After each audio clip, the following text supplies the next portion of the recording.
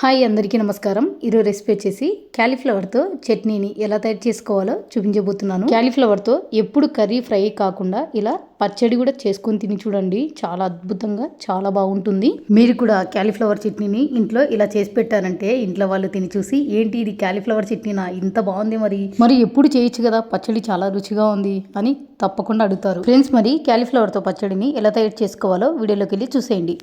Friends, ఈ పచ్చడి కోసం క్యాలీఫ్లవర్ ముక్కల్ని అయితే ఒక 200 గ్రామ్స్ వరకు తీసుకున్నాను. క్యాలీఫ్లవర్ని కట్ చేసేటప్పుడు ఈ ఫ్లవర్లో ఎక్కువ పురుగులు ఉంటాయి కాబట్టి చూసుకొని కట్ చేసుకోండి నీట్గా. నేను ఈ క్యాలీఫ్లవర్ ముక్కలలో ఏమైనా పురుగులు అట్లా ఉన్నాయేమో అని చెప్పేసి నీట్గా చూసి పెట్టేసుకున్నానండి.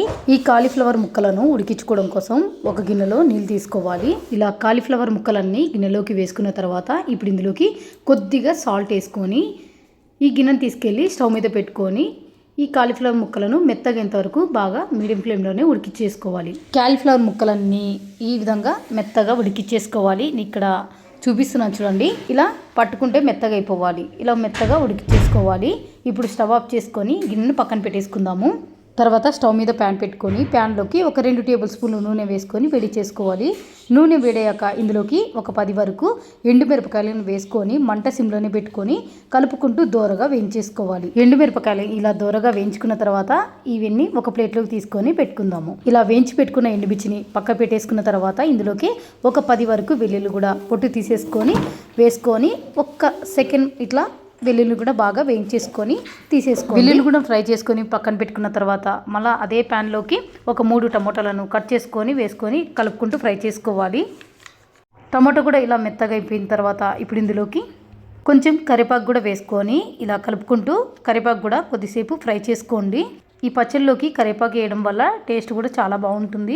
ఇలా కరివేపాకు కూడా వేసుకొని ఫ్రై చేసుకున్నాక ఇందులోకి ఒక 2 ఉల్లిపాయలను సన్నగా కట్ చేసుకొని వేసుకోవాలి. ఇందులోనే కొంచెం కొత్తిమీరను ఒక 1/2 టీ స్పూన్ జీలకర్ర కూడా వేసుకొని కొద్దిసేపు వీటిని కలుపుతూ వేయించేసుకోవాలి. టమోటా అంతా బాగా మెత్తగా అయిపోయి ఉల్లిపాయలు కొత్తిమీర జీలకర్ర కూడా బాగా వేగిపోయిందండి. ఇప్పుడు స్టవ్ ఆఫ్ చేసుకుందాము.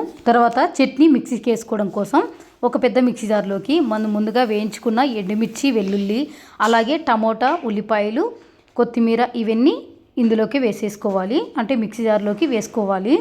తర్వాత ముందుగా ఉడికించి పెట్టుకున్న కాలీఫ్లవర్ ముక్కలు కూడా వేసుకోవాలి. నేను ఈ పచ్చడిని మిక్సీలో వేసుకొని తయారు చేసుకుంటున్నాను. మీరు కావాలంటే రోట్లో అయినా దంచుకొని తీసుకోవచ్చు.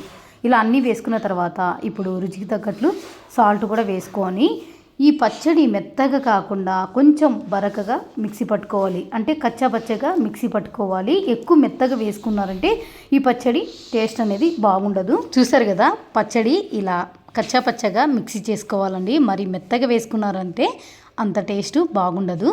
ఈ పచ్చడికి పోపు పెట్టుకోవాల్సిన అవసరం లేదు. ఇలాగే రైస్లోకైనా వేసుకొని తినేయచ్చు, లేదంటే రోటీకైనా చాలా బాగుంటుంది. ఫ్రెండ్స్, మరి చూసారు కదా కాలీఫ్లవర్తో పచ్చడి ఎలా తయారు చేసుకున్నామో. మీరు కూడా ఒక్కసారైనా తప్పకుండా ట్రై చేసి చూడండి. ఎలా వచ్చిందో నాతో కామెంట్లో షేర్ చేయండి. ఫ్రెండ్స్, మరి ఈ వీడియో నచ్చితే లైక్ చేయండి, షేర్ చేయండి, అలాగే ఛానల్ని సబ్స్క్రైబ్ చేసుకోండి. ఇంకా ఇలాంటి వెరైటీ పచ్చడి రెసిపీస్ కోసం పక్కనున్న బెల్ ఐకాన్ని యాక్టివేట్ చేసుకోవడం మాత్రం మర్చిపోకండి. Thank you for watching.